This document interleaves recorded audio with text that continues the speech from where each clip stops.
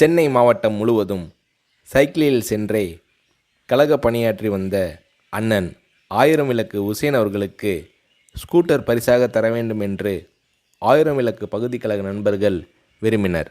அந்த பகுதியின் பிரதிநிதியும் மாவட்ட பிரதிநிதியுமான தளபதி மு.க.ஸ்டாலின் அவர்களும் விரும்பினார். எனவே இந்த நிதிக்குழுவிற்கு தளபதியை